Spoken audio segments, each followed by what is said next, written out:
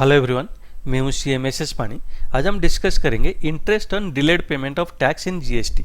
GST में अगर कोई हम टैक्स डिले पेमेंट कर रहे हैं, जो ड्यू डेट है वो डेट में पेमेंट नहीं करके बाद में कर रहे हैं, वो केस में आपको इंटरेस्ट भी पेमेंट करना पड़ेगा। वो इंटरेस्ट कितना पेमेंट करना पड़ेगा? एट द रेट ऑफ 18% पर annum।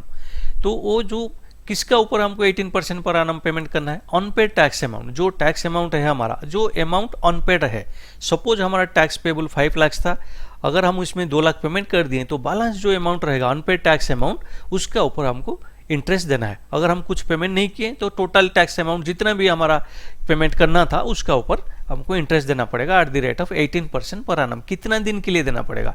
जितना दिन हम उसको अनपेड है, जो पीरियड के लिए हमारा ये जो टैक्स अमाउंट अनपेड रहा, उतना दिन के लिए हमको पेमेंट करना पड़ेगा इंटरेस्ट। तो ये जो पीरियड कैसे हम कैलकुलेट करेंगे? जो ड्यू डेट है, टैक्स पेमेंट का जो ड्यू डेट है, उसका नेक्स्ट डे से, सक्सीडिंग डे, जो ड्यू डेट से नेक्स्ट डे से हमको कैलकुलेट करना पड़ेगा कितना दिन हमारा ये जो टैक्स हमको पेमेंट करना था डिले है। तो वो हिसाब से डिले डेज हमको कैलकुलेट करके उसका ऊपर हमको इंटरेस्ट पेमेंट करना है। तो अगर हम एक एग्जांपल लेते हैं, सपोज हमारा कोई टैक्स पेमेंट करना था, हमको टैक्स 28 सितंबर में पेमेंट करना था, लेकिन हम उसको 26 सितंबर में पेमेंट किए। ड्यू डेट 28 सितंबर, पेमेंट किए 26 सितंबर, टैक्स अमाउंट से 5 लाख हमको पेमेंट करना था। ये केस में हमारा कितना दिन डिले हुआ? 25 से 26, 6 डेज हमारा डिले हुआ। तो 21 सितंबर से हमको कैलकुलेट करना पड़ेगा कितना दिन डिले हुआ। तो ये केस में हमारा 6 दिन डिले हुआ।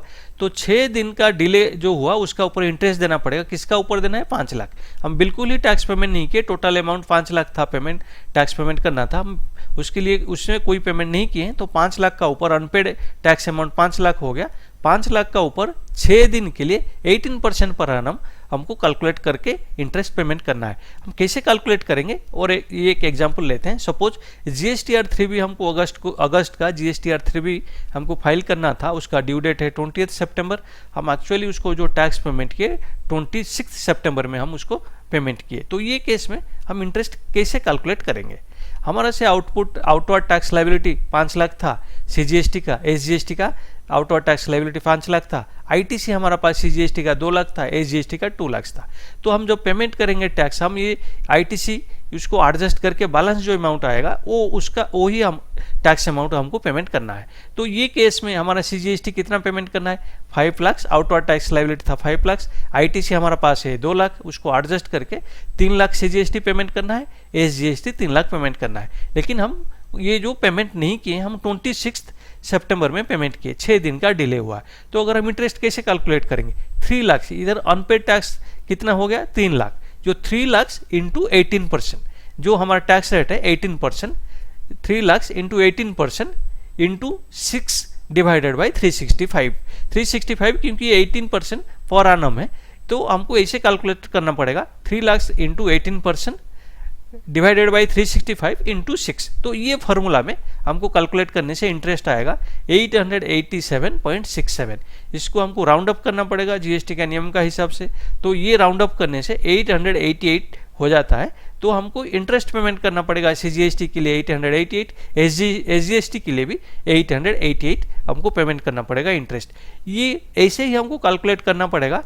अगर हमारा कोई टैक्स पेमेंट में डिले हो गया, ऐसे ही हमको कैलकुलेट करना पड़ेगा। लेकिन कुछ जगह में 18% जगह में 24% इंटरेस्ट पेमेंट करना पड़ेगा। दूसरा जो हमारा जो कैलकुलेशन मेथड है, नंबर ऑफ डेज कैसे कैलकुलेट करना है, वो सेम रहेगा, लेकिन रेट ऑफ इंटरेस्ट 24% पर annum हो जाएगा। वो क्या है? 2 कंडीशन क्या है? अगर हम कोई ये टैक्स पेयर अनड्यू और एक्सेस क्लेम ऑफ ITC क्या है? ITC ज़्यादा ले लिया, नहीं लेना चाहिए, एक्सेस ले लिया, या आउटवर्ड टैक्स लायबिलिटी जो था उसको वो रिडक्शन किया, एक्सेस रिडक्शन, अनड्यू और एक्सेस रिडक्शन कर लिया, आउटवर्ड टैक्स लायबिलिटी कम कर दिया। ये दोनों केस में टैक्स पेयर को इंस्टेड ऑफ 18% 24% इंटरेस्ट देना है। ये जो एक्सेस अगर ITC क्लेम किया है या जो आउटवर्ड टैक्स लायबिलिटी कम कर दिया, उसका तो देना पड़ेगा, उसका तो जो टैक्स अमाउंट देना पड़ेगा, लेकिन इंटरेस्ट उसमें इंटरेस्ट 24% इंस्टेड ऑफ 18% 24% पेमेंट करना पड़ेगा इंटरेस्ट। तो ऐसे ही अंडर सेक्शन 50 ऑफ ये CGST एक्ट हमको इंटरेस्ट कैलकुलेट करना है। तो अगर मेरा वीडियो आपको पसंद आया तो वीडियो को लाइक कीजिए, शेयर कीजिए और मेरा चैनल को सब्सक्राइब कीजिए। अगर कोई इसमें ये इंटरेस्ट के ऊपर और कोई डाउट है तो प्लीज़ मुझे कमेंट करके बताइए। Thank you.